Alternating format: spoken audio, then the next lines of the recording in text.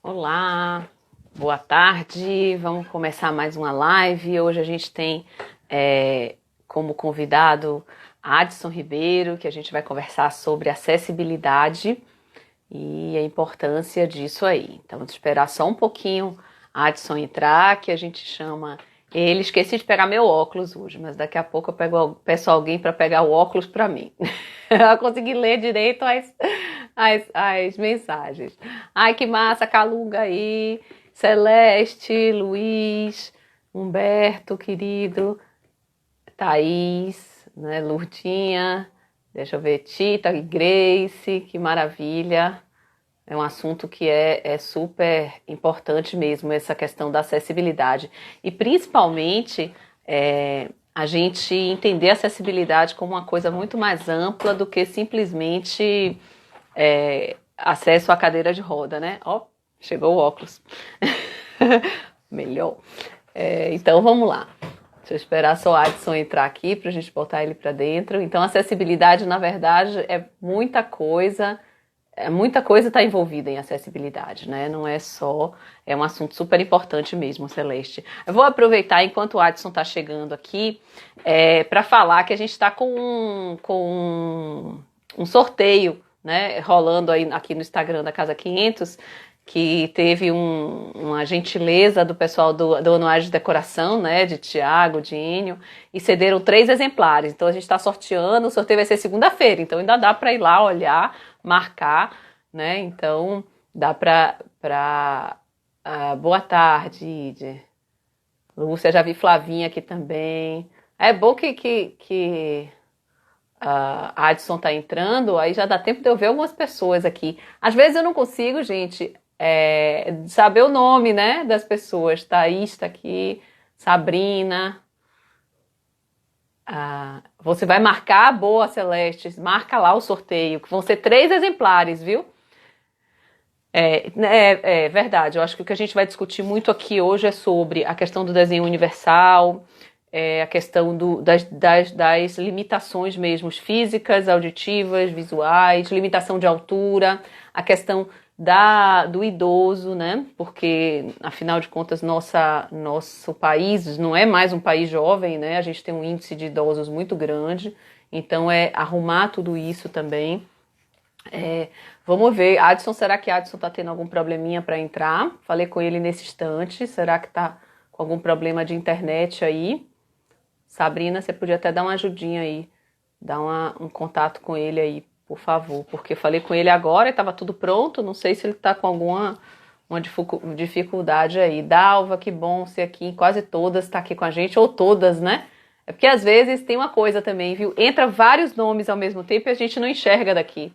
E aí fica difícil, mas assim, agradecendo de coração, Lúcia Peroba também está aqui sempre, agradecendo muito a quem está participando e ajudando a gente aqui, porque eu acho que tá sendo um desafio, viu? A gente completou 20, ontem foram 21, mas hoje é 22, né? Mas a gente completou 20 lives de assunto diferente com convidados e eu acho que está sendo legal porque são coisas que às vezes a gente não tem nem tempo, como profissional não tem tempo e como usuário também disso tudo não tem tempo de se atualizar, né? Aí eu acho que está sendo bem legal isso aqui, é uma forma da gente atualizar os assuntos. Agora, cadê Adson? Gente do céu, o que será que está acontecendo? Ele estava totalmente pronto para a gente falar aqui. Vamos lá, vamos esperar só mais um pouquinho. As anfrisetes. As anfrisetes de minha mãe, né? Tem uma torcida anfrisete aqui boa. Super participativa. E assim, isso que eu acho que está sendo bem legal, porque a gente está conseguindo fazer um assunto que acaba atingindo todo mundo, né? Atinge tanto o profissional que se atualiza com isso tudo, mas também quem usa e afinal de contas arquitetura, design de interiores e tudo isso que envolve está diretamente ligado à nossa vida, né? Então todo mundo tem uma relação com isso. Adson, estamos aqui torcendo. Bom, Adson, estamos aqui. Adson tá fazendo, acho que a estratégia de marketing que ontem Enio fez também. Demorou um tempão para entrar e ficou todo mundo na expectativa.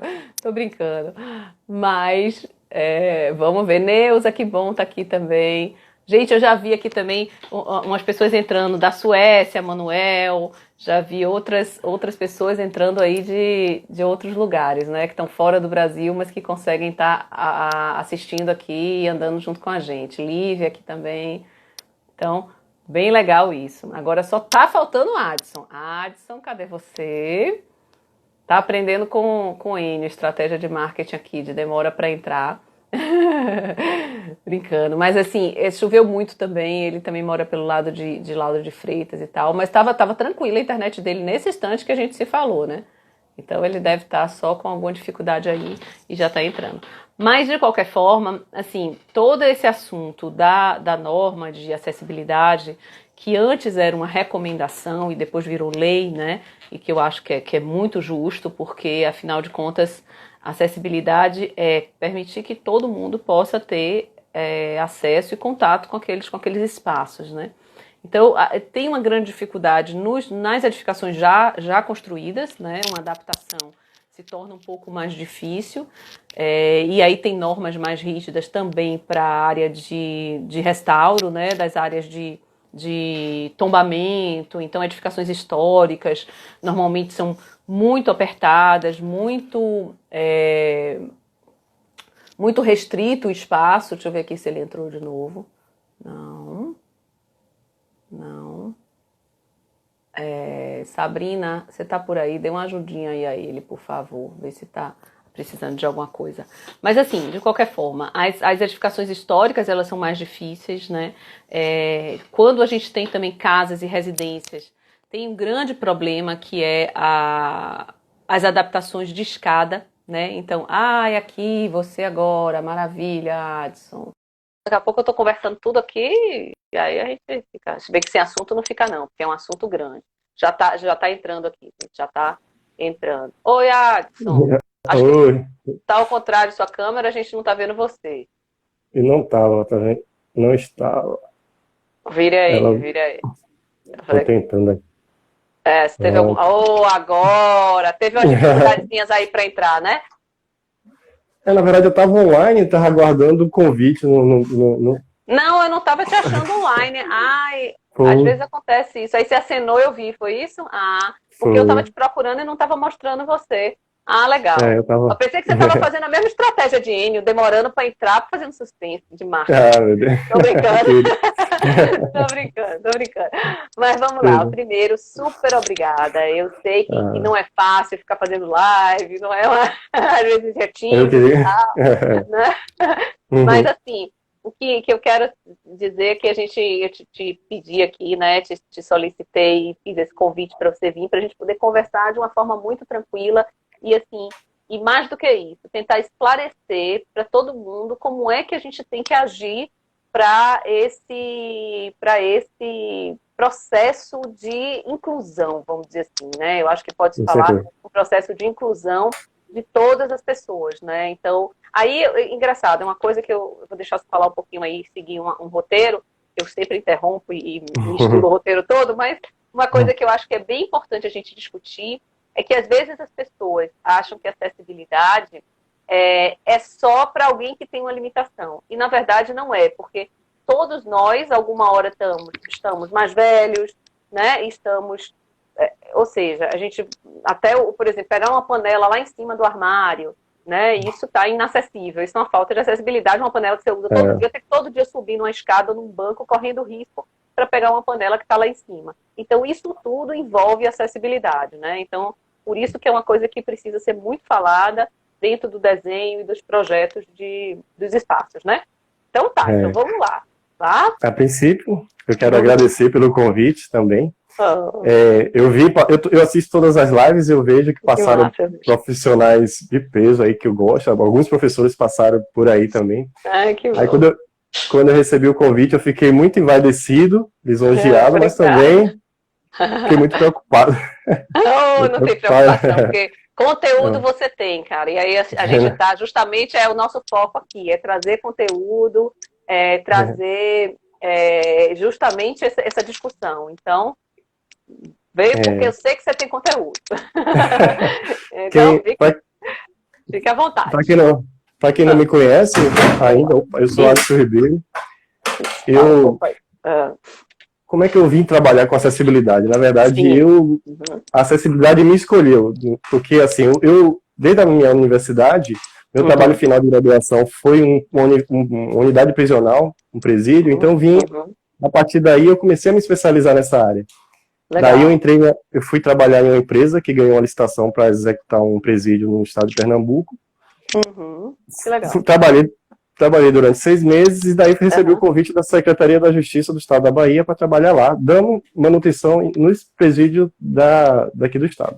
Então, a partir... só que em 2016 houve a reforma administrativa pelo governador da época e a Superintendência de Administração Prisional saiu da Secretaria e o secretário, então, me convidou para ficar na Secretaria da Justiça. Que legal. Para ficar fazendo aqueles trabalhos que geralmente as pessoas não gostam, mas que é dar manutenção no prédio, fazendo aquelas coisas. Eu fiquei super feliz por estar empregado, mas, de qualquer forma, toda a minha especialização tinha ido com a outra secretaria, né?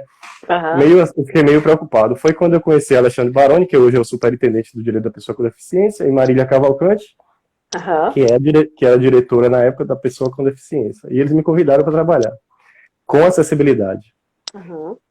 Eu pensei, poxa, acessibilidade, o que é acessibilidade? Aplicar a norma? Eu tinha aqueles preconceitos que a gente tem, né, de que a acessibilidade é você pegar a norma e aplicar, então mas de qualquer forma eu fui, né, não tinha outra opção também. Sim. Como você falou, você foi escolhido, né, não tem jeito. Isso é legal, é a gente aceitar isso e fazer da melhor maneira essa nova tarefa, vamos dizer assim. Nova tarefa. E a partir daí eu comecei a pesquisar e comecei a entender o que é acessibilidade, porque até então eu não sabia.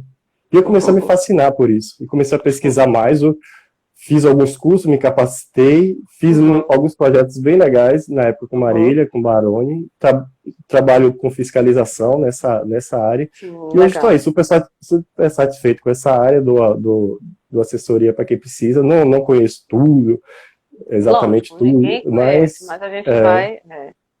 mas eu tenho uma expertise durante a prática que eu fui adquirindo durante esse tempo, né? Então, entrando no assunto, por que acessibilidade, né? Por que fazer acessibilidade? A gente... Para começar, eu vou dar um número, né? Você sabe que no Brasil, 23,92% da população tem algum tipo de deficiência. Na Bahia, esse número sobe para 25%. Caramba! É um número muito grande de pessoas. A gente é um país que não passou por guerra, né? Porque, assim, de guerra você tem muito mais pessoas, né, eu acho que por isso que outros países se adiantaram um pouquinho mais, né? Porque já tinham um índice muito maior na população e tiveram que tomar algumas atitudes, né? Principalmente os ex-combatentes, né? Com certeza. Foi a partir daí que começou o pensamento de você incluir essas pessoas, né? Então, essa população a gente não vê na rua. Por que a gente não vê na rua? Você andando no shopping, você encontra pessoas com deficiência na rua? A gente não encontra. Aqui, quando as pessoas saem do país, que vão para países que estão mais desenvolvidos do que a gente, ela encontra muitas pessoas circulando na rua de cadeira de roda, de muleta, e elas voltam com pensamento contrário. Poxa, aquele país deve ter algum problema, que tem um bocado de pessoas com deficiência na rua. Né? Verdade. Eu escuto muito isso, mas na verdade é o contrário. Quem está com problema somos nós. A gente tem um número enorme de pessoas com deficiência, mas as grande, pessoas estão... quase 30%, né, que você falou aí, né? Pois e essas pessoas ainda estão trancadas em casa, elas não conseguem sair. Elas estão trancadas pela condição, que a cidade não permite que elas consigam sair.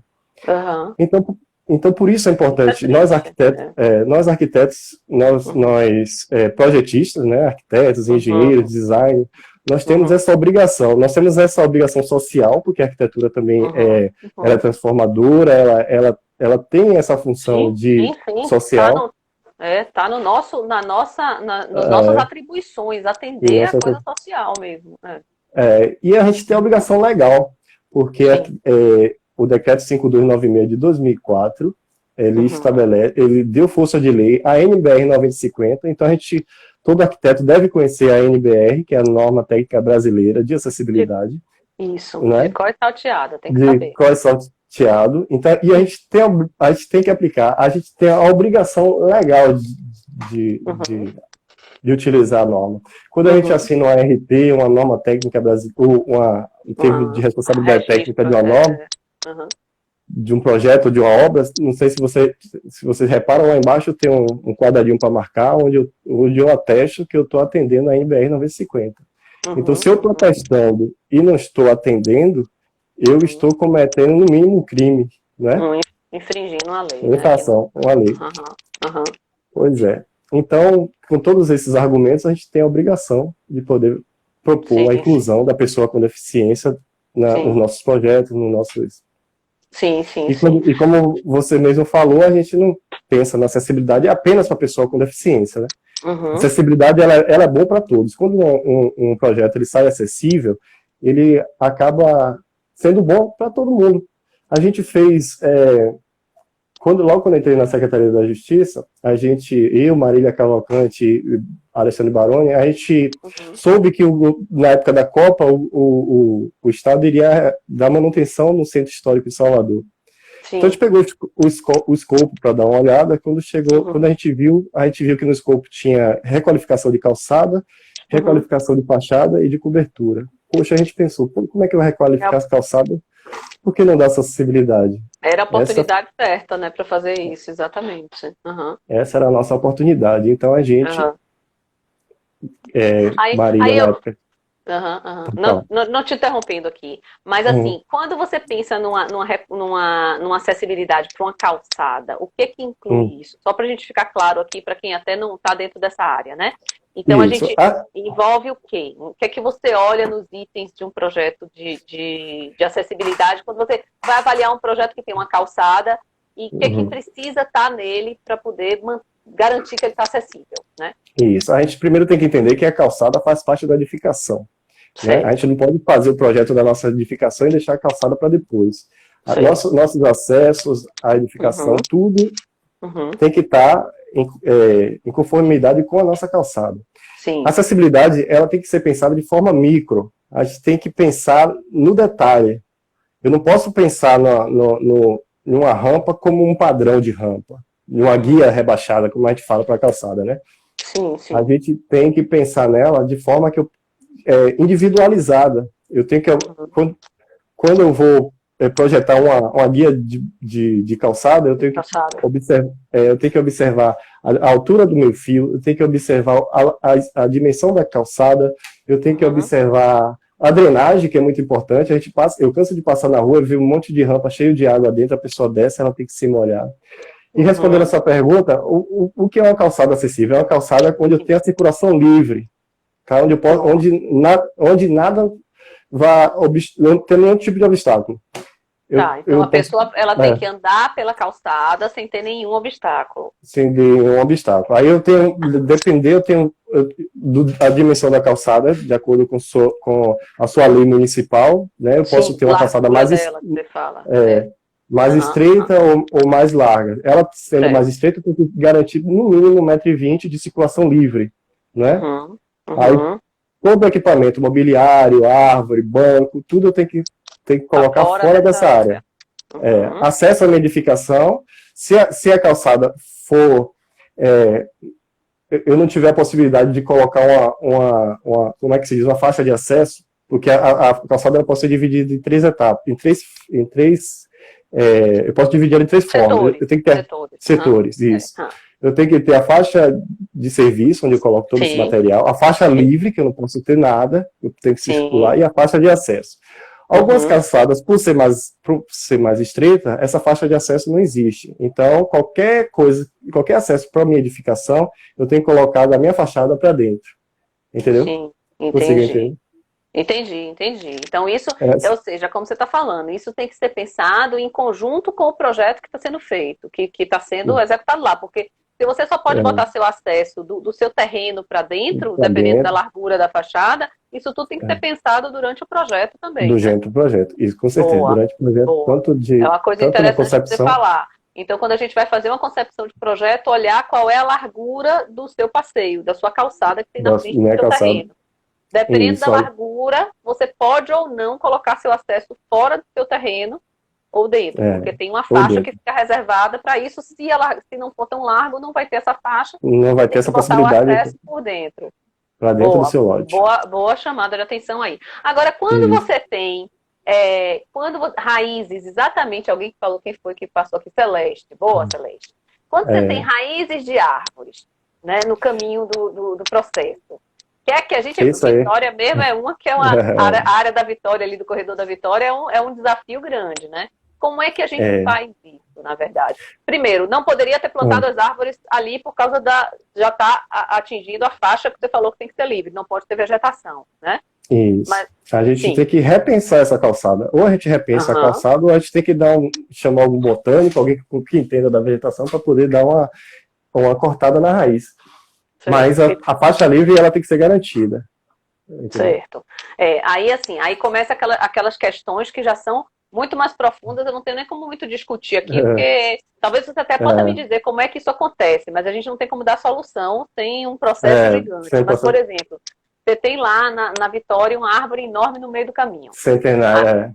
Centenária, né? Então, assim, não vai derrubar a árvore, porque isso é outra questão, né, ambiental e tal, né? Que já entra outra questão ambiental. Mas, ao mesmo tempo, ela está no meio do caminho do livre, né? Dessa faixa livre. Como que acontece essa discussão aí no nível de governo, de liberação desse espaço? Como é que faz isso? Senta todo mundo na mesa, é meio isso? Senta todo mundo, o pessoal do meio ambiente e tal? Porque cortar uma raiz de uma árvore também, você desequilibra a árvore toda, né? Então, porque a raiz é a estabilidade dela, né? A gente tem que conversar com um profissional da área, né? Isso aí tem que ser uma coisa bem multidisciplinar. E assim, a calçada ela pode ser pensada de várias formas, né? Aí a gente tem que ter, no caso da Vitória, como a gente, você já viu aquelas soluções onde a pessoa coloca o parklet, né? Sim, o parklet. Parklet, isso. Sim, pensar numa coisa tipo isso. Entendi. Para você fazer um desvio da calçada por esse espaço do limitador, que é um parklet, gente, é só para explicar aqui melhor, quem não entender, é aquela área, ficou ali até na frente do museu, ali na Graça. Geológico, né? Não, fizeram ali, né? no Rodin, eu acho, é bem frente ao Rodin, tem um ali, não tem? Por ali. É uma estrutura, tipo um limitador, né, de madeira ou de algum material assim, que limita e cria uma área na vaga do carro, no lugar, na rua mesmo, na vaga do carro, um lugar de convivência.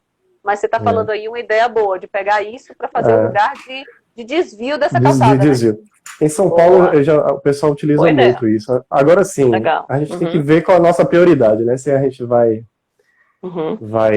priorizar a pessoa, né? O indivíduo na calçada ou a árvore. Aí a gente tem que colocar na balança o que é que vale a pena mais. Se é a árvore, se é a pessoa, e se dá para ter um desvio, como você falou aí, sem ter que afetar a árvore e tal. Ótimo. Isso aí vai entrar no nosso projeto urbanístico da região. Joia. Agora, deixa eu te fazer uma pergunta de novo aí. Mais uma. A gente está falando só de uma acessibilidade agora motora, né? Então a gente está falando de quem usa cadeira de roda, ou às vezes um andador, alguma coisa assim, que aqueles passeios todos esburacados e tem a faixa livre, dificulta. Mas e da questão visual? Quem não enxerga? As limitações visuais e auditivas. Auditivas, na verdade, para a calçada não tem muito, teria por uns semáforos, né? Essa acessibilidade ela é muito ampla, né? Muito isso. Romeu Sasaki fala lá no livro dele que ela se classifica em 7 dimensões. Seria a dimensão programática, que todas as leis, decreto, norma, ela tem que ser pensado de forma que dê acessibilidade, né? Que garanta a inclusão. A dimensão comunicacional, né? Que é essa que você está falando, onde a pessoa consiga ter acessibilidade na sua comunicação. Comunicação, sim. Entra todas as sonora, sinalizações. Visual, essas coisas todas. E a comunicação, que se diz a comunicação em si, por exemplo, a gente tem você sabe que o nosso país é um país bilíngue, né? A gente tem 2 línguas oficiais, que é o português e a Libras. Também para a gente vencer essa dificuldade de acessibilidade, para a gente garantir essa acessibilidade na comunicação. Atitudinal, essa que é o ponto de partida, que é a atitude da pessoa. Né? É isso que garante muita acessibilidade. Por exemplo, eu dou muito exemplo no shopping, quando a gente está no shopping, a gente está lá no 3º andar, nosso carro está lá no estacionamento, a gente pega o elevador, a gente chega no 2º andar, a porta abre e tem uma pessoa com deficiência. O que a gente faz, como cidadão, como uma pessoa que quer garantir a inclusão? Sairia, né? A gente sai, dá o local, e dá o espaço. Dá o espaço para ele, porque a gente consegue utilizar a escada rolante, a gente consegue... E a pessoa na cadeira de roda não consegue, né? É a única opção. Então, essa acessibilidade, ela é importante, que é essa conscientização das pessoas com relação à acessibilidade. Sim. Metodológica, que é uma das premissas, que é a metodologia em tudo que a gente for fazer. Se eu for dar aula, eu tenho que garantir que a minha metodologia de ensino atinja o maior número de pessoas. Sim. Isso é um desafio grande em sala de aula, porque você tem pessoas mais visuais, pessoas que são mais auditivas, pessoas que gostam de escrever, outras já decoram ouvindo, então você tem que estar com tudo, né, todos os sentidos aí garantidos, né? Garantidos, isso. A instrumental, que são os instrumentos que garante que a pessoa consiga se comunicar, comer, né, se locomover. E aí o instrumental, só parando aqui um pouquinho, o instrumental a gente pode ter, por exemplo, algumas coisas escritas em braille. Eu já vi, na própria norma indica isso, por exemplo, um corrimão de escada, ter ali em braille, dizendo que você está no andar tal, então a pessoa passando a mão, porque ela não tem uma dificuldade de subir uma escada, mas ela não está enxergando em que patamar ela chegou, né? Então você pode ter toda uma linguagem ali no próprio corrimão, que é bem interessante também. Ok, tá. Não, pode falar. Mas vamos fundo. A acessibilidade natural, que são os caminhos da natureza, os caminhos naturais. Às vezes a gente projeta uma praça, acontece muito em praça, que a gente faz um caminho em 45 graus e as pessoas vão e atravessam na perpendicular, que é o caminho natural que a pessoa tende a ir.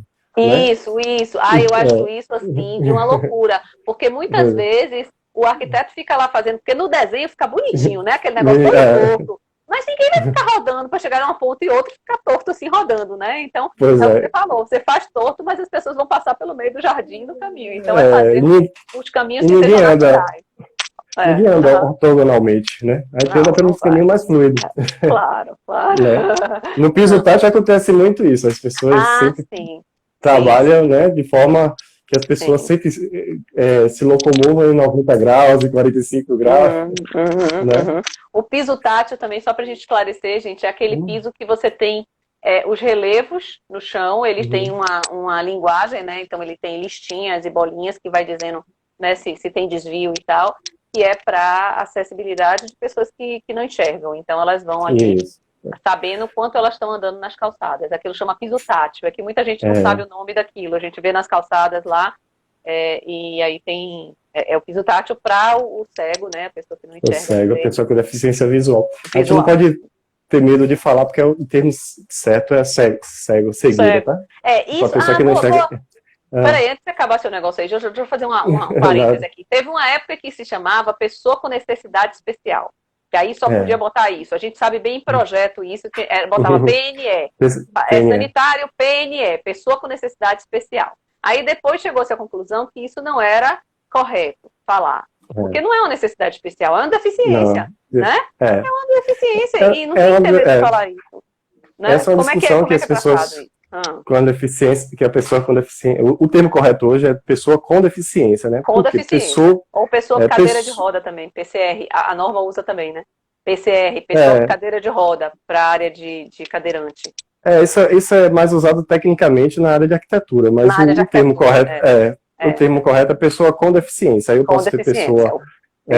Por que pessoa com deficiência? Porque pessoa se trata de uma pessoa como qualquer outra. Como qualquer outra, E ela tem uma deficiência, que é uma característica dela que a gente tem que levar em consideração e que e isso não pode fazer inviabilizar a vida dela. Ela tem que, ela tem a deficiência e com aquela deficiência ela tem que conseguir viver socialmente e fazer todas as suas atividades. Necessidade especial, como você falou, a gente acabava e também criava uma ideia de que a pessoa tinha uma necessidade que era diferente da sua. Era uma necessidade, isso, como diz, especial. Na verdade, não é. Ela tem necessidade como qualquer outra. Necessidade de estudar, necessidade de trabalhar. Exatamente. Eu acho também, eu concordo com você. É bom a gente ficar alerta a isso, porque realmente tem coisas que as pessoas se sentem ofendidas quando a gente fala, né? E eu acho que a questão da deficiência não é o preconceito que não precisa existir, né, na verdade. É um preconceito que realmente não tem que existir. Não existe, na verdade. Não é para existir, né? É inconcebível que exista um preconceito em relação a isso, né? Porque são pessoas que têm o mesmo direito de todos nós, né? Agora, às vezes, a gente tem preconceitos que a gente acha que a gente não tem, mas a gente, durante a nossa... acaba a gente descobrindo que a gente tem, né? Eu, durante esse meu período, eu quebrei vários preconceitos, né? Eu trabalho com pessoas com deficiência já há 8 anos, e, assim, eu conheço pessoas maravilhosas, pessoas muito inteligentes. Meu chefe mesmo deve estar assistindo aí, Alexandre Baroni. Marília também, que foi... É uma pessoa extremamente inteligente. Sim.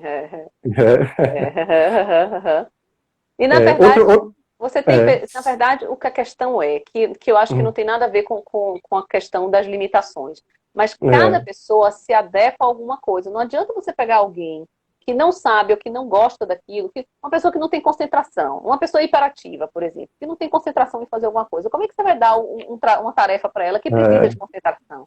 Então, na verdade, é ser humano e entregar e perceber o que a pessoa tem, o que é fácil para ela, o que é bom para ela fazer, o que ela se adapta a fazer e ela poder fazer, né? Então, por exemplo, tem gente que diz que alguém que não escuta é ótima pessoa para trabalhar em grupo, porque não participa das fofocas. É super produtivo, porque não está ouvindo o que está acontecendo, né? E se você pensar por esse lado, é verdade, né? Acaba sendo muito mais concentrado, é uma pessoa que tem muito mais concentração, porque ela não se distrai com barulho, né? Então, talvez o caminho não é bem por aí também. Eu trabalhei com pessoas surdas, elas se envolvem em fofoca, assim. Gasta um meio de se... Elas conversam muito, né? A gente acha que pessoas surdas não se comunicam demais, né? Não, se comunica, claro. Talvez não se distraia tanto por causa do barulho, né? Que distrai a gente. Talvez. A gente tem uma mania, assim, isso é natural nosso, de tentar super proteger, né, a pessoa. Quando a gente trabalha diretamente com a pessoa com deficiência, a gente começa a achar que ela não é capaz de fazer as coisas e começa a oferecer favor o tempo todo. Não é por maldade, é por proteção. Quer que eu jogue um lixo? Você quer, entendeu? Então, assim, a melhor forma de você lidar, né, e trabalhar com uma pessoa que tem algum tipo de deficiência é você entender que ela é uma pessoa como outra qualquer. É uma pessoa que ela pode ser boa, que ela pode ser ruim, que ela pode ser fofoqueira, entendeu? Que ela pode não ser, entendeu? Que isso então, é inerente ao problema que ela tem. Ao problema que ela tem. Problema não, que eu não chamo nem de problema, mas a deficiência, pronto. Melhor, pra gente não... porque às vezes a gente até não sabe direito como falar, né? Porque, ainda mais porque muda o tempo todo a forma que a gente deve falar. Agora, deixa eu só... Você nem conseguiu concluir aqui. Peraí, deixa eu falar aqui algumas coisas que o pessoal colocou. Sabrina colocou, para acessibilidade é necessário garantir autonomia, conforto e segurança da pessoa. Perfeito, é isso aí. É isso que a gente precisa garantir. Fora isso, é tratar normal, que é o que você está falando. Isso. Né? Isso é a premissa da acessibilidade, né? Garantir... E a gente tem que colocar isso na cabeça. Autonomia sempre. Eu não posso colocar em um projeto meu uma solução que não dê autonomia. Eu vejo muito assim. Eu vou dar um exemplo aqui. Eu peguei uma reforma para fazer de uma edificação. Ela não é tombada, não é nada. Eu tenho uma escadaria na porta. Sim. Aí o que é que eu faço? Eu com medo, fugindo do problema de encarar aquela escada como para dar uma solução, eu observo que na lateral da edificação tem uma porta que tá no nível 0. Então o que é que eu faço? Eu vou manter minha escada e a pessoa com deficiência entra pelo lateral. Eu resolvi meu problema na arquitetura. Mas você cria um problema gigantesco para a pessoa com deficiência. Porque o que acontece? Eu chego no meu dia a dia, eu sou uma pessoa com cadeira de rodas. Eu chego na portaria principal, eu tenho lá uma escadaria. Se não tiver nenhuma sinalização dizendo que a entrada é pela lateral, eu já vou embora. Mas supomos que o dono da edificação colocou a sinalização, a porta acessa a pessoa com deficiência pela lateral. Sim. Eu vou lá pelo fundinho, vejo que tem a porta está o quê? Trancada. Por quê? Porque é natural que essa porta vai estar trancada, porque... não é tanto o fluxo de gente. Não tem tanto fluxo de gente, e se você tem dois acessos, você acaba criando uma situação de insegurança para a edificação. Isso. Aí eu volto, eu preciso muito acessar aquela edificação, eu vou ficar lá fora pedindo o favor de alguém para ir lá abrir a porta. Aí essa chave está na mão de alguém que ninguém sabe quem é, e demora meia hora, 2 horas, eu estou na porta da edificação. Verdade. Perdi meu tempo, às vezes eu não consigo acessar, e a minha autonomia foi pro chão, porque eu precisei de alguém para abrir a porta. Exatamente. Então foi uma solução fácil para mim, projetista, mas que, em vez de ajudar, piorou a situação, né? Porque antes não tivesse acessibilidade do que uma falsa acessibilidade. Uma falsa acessibilidade. Hoje já tem alguns... a tecnologia já ajuda muito nisso. Tem plataformas elevatórias, né, que podem ser colocadas e que podem ajudar nisso aí, né? Isso. Mas até isso a gente tem que prestar atenção na autonomia. Certo. Porque tem algumas soluções. Eu já me apresentaram uma solução que era de uma cadeira que ela sobe a escada. Sim. Só que aí eu vou precisar sair da minha cadeira de roda, passar para a cadeira, para subir, para chegar lá em cima, alguém pega minha cadeira lá embaixo, levar lá para cima, para depois sair dessa cadeira, entendeu? Verdade, então, eu já vi essa solução mesmo. Ela só funciona se tiver alguém que ajude, né? Que ajude. Isso não é só solução de acessibilidade. Plataformas elevatórias. Sim. Ela pode ser uma boa solução, mas ela também tem que dar autonomia, porque eu também já vi soluções que ele coloca a plataforma elevatória trancada com a chave lá dentro. Aí a pessoa fica lá fora gritando para alguém vir aqui abrir. Entendi. Na verdade, ela, no caso desse, ela tinha que estar externa à entrada da edificação. Então a pessoa acessa e entra normalmente como qualquer outra pessoa, né? Como qualquer outra. Ela não pode ter... Ela não precisa. Então, Filho, eu acho que seu WhatsApp está travando. Pronto. Voltou. Ela precisa, ela não precisa o quê? Tá o tempo todo pedindo ajuda de alguém. Ela precisa ter autonomia. Certo. Deixa eu ver, então, assim, pessoal, para não te deixar... Meu Deus, eu tô interrompendo você, mas que tem tanta coisa aqui, qualquer outra precisa de autonomia para que ela possa ser independente. Jean fala aqui, mas sabemos que uma pessoa... que é uma pessoa igual a qualquer outra e precisa dessa autonomia para poder ficar independente. Exatamente. Bom dia. Nívia Sincero, na Itália, participando da live. Olha, Nívia aí tá da Itália participando da live. Que legal. Obrigada, gente. Que bom. Obrigada. Nívia. Obrigado. Isso é muito bonito, essa vontade de super proteger. Realmente, a gente super protege e assim, aí às vezes, deixa eu falar uma opinião aqui, às vezes como mãe, você às vezes super protege uma criança e ela se torna uma pessoa que não consegue fazer as coisas sozinhas, porque você faz tudo o tempo todo, acha que super protege, e eu acho que isso se estende para as pessoas que têm essa deficiência, né? A gente acaba super protegendo e não deixa nem ela se desenvolver sozinha. Às vezes ela não consegue mesmo, porque ela está tão o tempo todo super protegida, né? Então isso é interessante. Essa coisa e quando a gente superprotege, a gente acaba subestimando a capacidade do outro. Né? Isso. Na verdade, a gente não só subestima, mas passa aquela impressão pro outro de que está dizendo a ele o tempo inteiro, você é incapaz, e eu tenho que fazer por você, né? Então uma superproteção pode fazer um efeito bem complicado mesmo. Bem complicado, no psicológico. Exatamente. A Alex está falando aqui, parabéns, Adson, por conseguir se colocar no lugar do outro, ainda mais em relação à deficiência, né? Isso. Obrigado, importante Alex. Que ele está falando. Mas não foi fácil para mim. Como eu falei, eu tive um processo de reeducação para poder conseguir me colocar no lugar do... Exatamente. O Baroni também, o Alexandre Baroni fala aqui, perfeito, Adson, quando você falou que a atitude é que torna a vida acessível. É isso mesmo. Então, assim, é mudar muito a atitude. Aqui, isso é bonito, vontade de super proteger e tal, isso já foi. mas sabemos que uma pessoa é igual a outra, isso eu já falei também, só para não deixar de falar aqui, tudo tem tanta coisa legal. Aí, Adson, Sabrina, Adson, alguma dica para acessibilidade em casas nesta época de quarentena?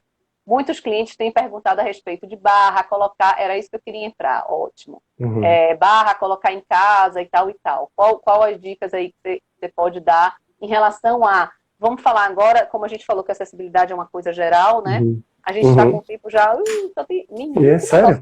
Passou rápido. Só tem 20 minutinhos, 20 e pouquinhos, né? Porque nós vamos viver. Então, assim, fala rapidinho pra gente aí sobre essa questão que a gente até que eu comecei falando, que a nossa população hoje não é... A gente não tem mais uma população jovem no Brasil, né? Então, na época de meus avós, bisavós, a família tinham 15 filhos, né? Sei lá, 10, 15 filhos. Meus avós ainda 7, 8 filhos. Hoje, quando a gente tem... Minha geração ainda tem uns 2, 3 filhos, talvez. Na geração dos meus pais, 2, 3 filhos. Hoje em dia você tem 1, 2 no máximo. Então, a nossa tendência de curva Brasil, né? Vamos falar do Brasil, é que cada vez a população fique mais velha. Porque vai estar nascendo menos gente e a expectativa de vida aumentou. Então, como é que a gente faz para adaptar nossas casas, né? Nossas casas com nossos idosos e nós que estamos, né, no caminho para chegar em idoso, né? Só chega, como diz meu pai, só chega na terceira idade, ela é chamada de melhor idade, porque ela é melhor do que a alternativa que você tem depois é que é morrer, entendeu? Então, ele diz que é melhor idade por causa disso, porque é melhor do que a alternativa que vem depois. Mas brincando, brincadeira à parte, todo mundo vai chegar, né? Nesse momento. Se Deus quiser, né? Exatamente, por isso que é a melhor idade, porque você está feliz que chegou até ali. Então, assim, qual é a dica? O que a gente pode fazer em relação à acessibilidade? Eu falei um pouco sobre a questão de pegar coisas altas.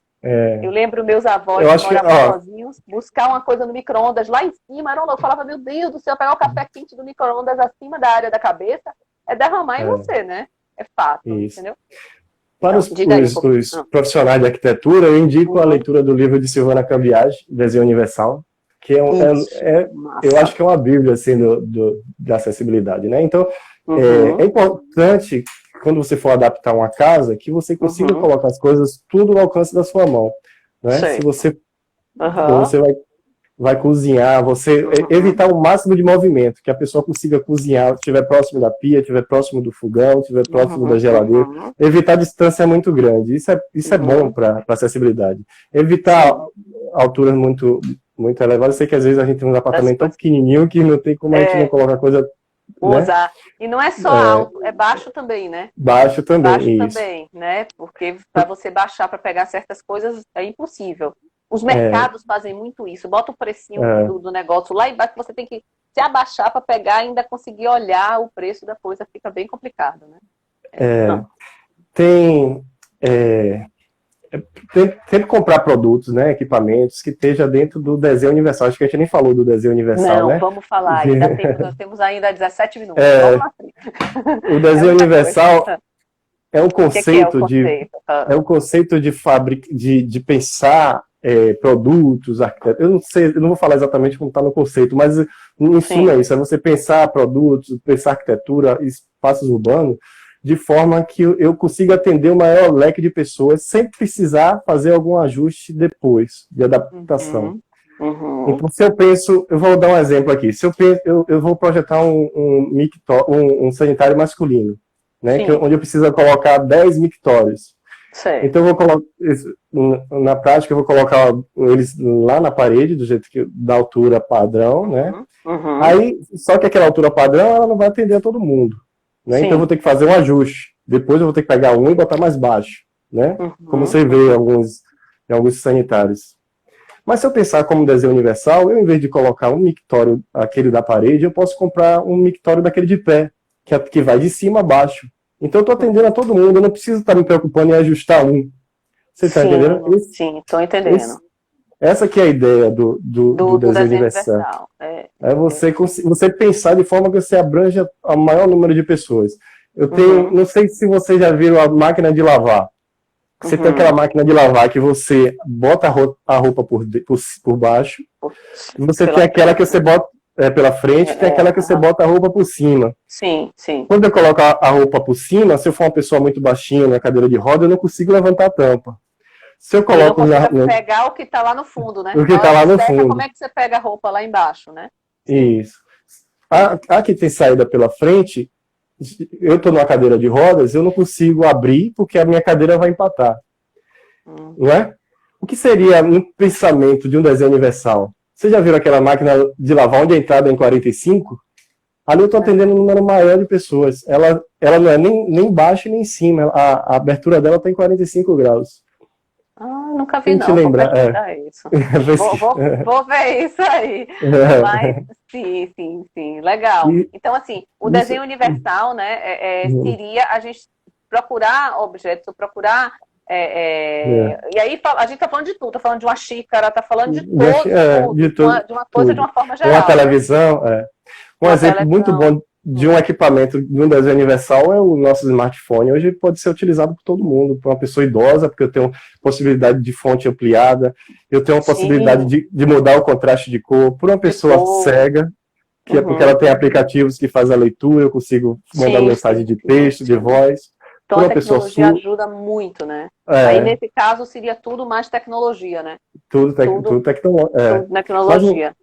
É só para trazer como exemplo o pensamento do desenho universal, né? Então a gente tem que trazer isso para a nossa arquitetura, para o nosso projeto, né? Sim. Pensar de uma forma que... Pensar fora da caixa, né?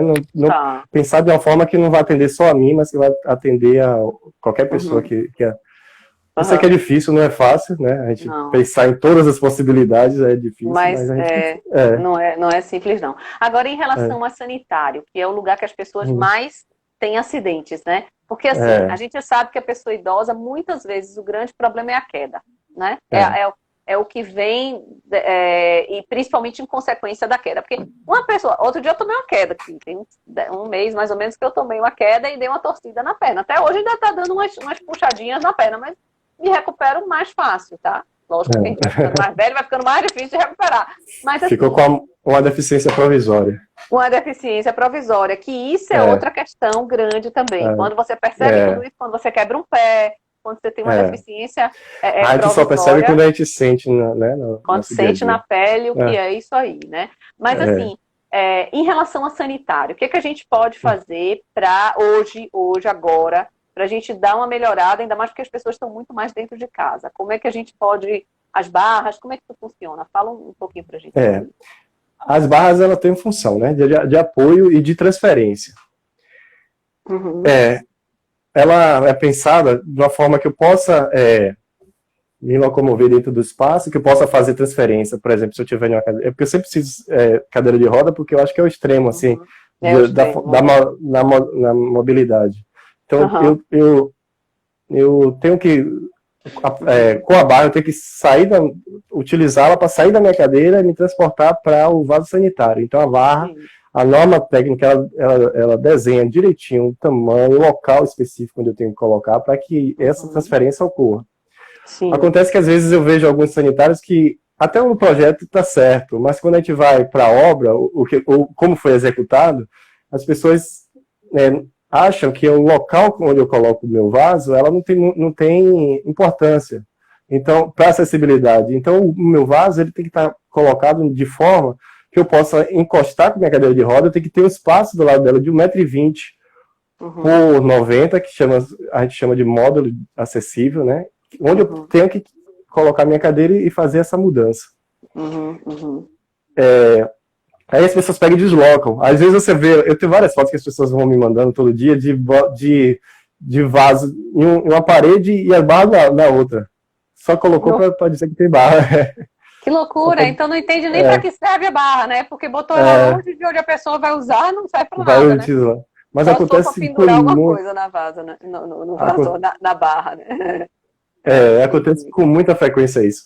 E aí é o fato, que aí é o que você falou, uma coisa importante, que alguém até já falou aqui antes também, já comentou, é você se colocar no local, no lugar dessa pessoa que vai usar isso aí, né? Então você se imaginar como é que essa pessoa vai usar, né? Se na hora que você fizer isso, você começa a ver os problemas que você não conseguiu atingir, né? Não conseguiu resolver, né? Uma pessoa falou aqui atrás também, deixa eu ver só o nome rapidinho. Cadê, meu Deus? Parabéns, Aqui, Vitor falou que todo arquiteto deveria pegar uma cadeira de roda e passear algumas horas, né? Lá na faculdade mesmo, a gente faz isso, de atividade com os meninos, é super importante isso. Eu faço isso, a gente faz isso sempre, e as pessoas mudam de pensamento logo quando sentam na cadeira de roda, sabia? Porque eles percebem que você com 5 milímetros de desnível em um piso, a cadeira de roda já não passa. Já não passa, E outra Aí coisa, a gente só percebe isso quando a gente está na cadeira. Outra coisa que é importante, que a gente só fica imaginando o chão. Mas, por exemplo, uma janela que ela seja com o peitoril mais alto, uma pessoa que tem cadeira de roda, ela não consegue olhar a área externa, né? Isso também tem que ser pensado. São coisas que a gente precisa ficar alerta. Elisete falou aqui sobre acessibilidade em áreas comerciais.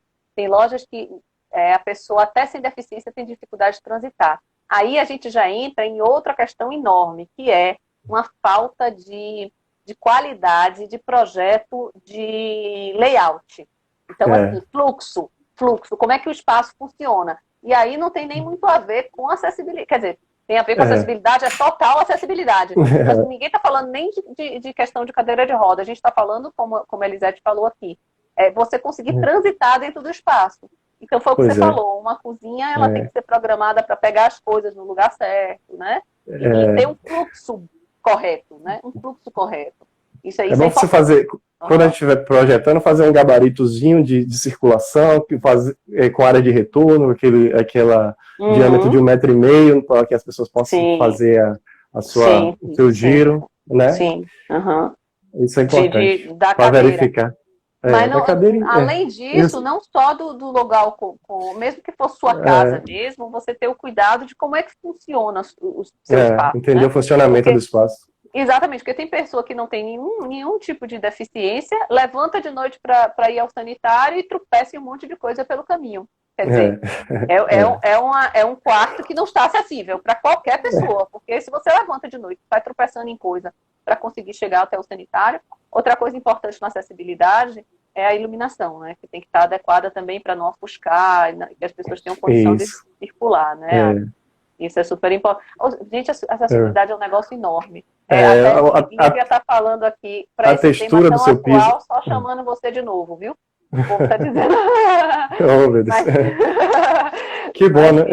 Que bom, que bom.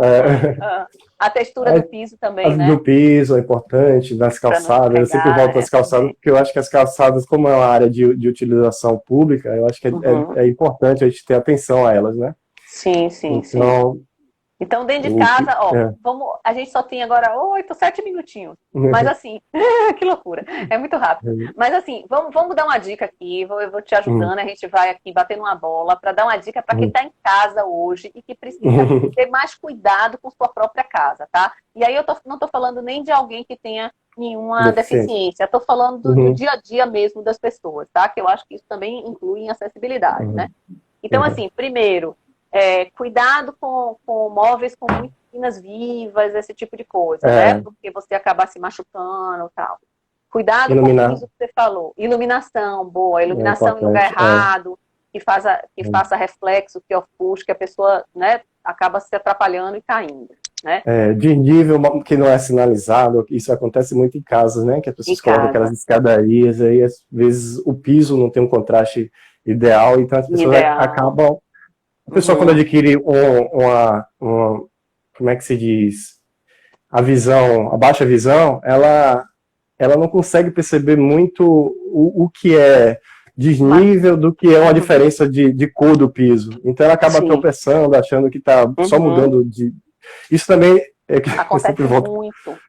Eu sempre volto para a calçada, mas é porque acontece muito em calçada que a gente usa a diagramação de piso com contraste muito grande, e isso é horrível para as pessoas, né?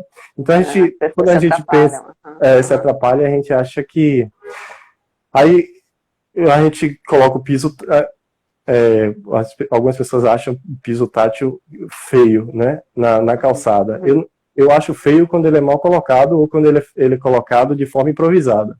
Mas se eu pego o meu piso tátil e coloco na diagramação piso da minha calçada, ela fica totalmente integrada, e aí eu posso fazer aqueles contrastes não tão acentuados, mas e fica uma calçada bonita. Sim, né? sim, não. Mas vamos voltar para dentro de casa. Vamos voltar para dentro de casa. Vamos voltar pra dentro de casa. Uma coisa que a Sabrina falou aqui, ó, a automação ajuda muito também, realmente, umas coisas de automação.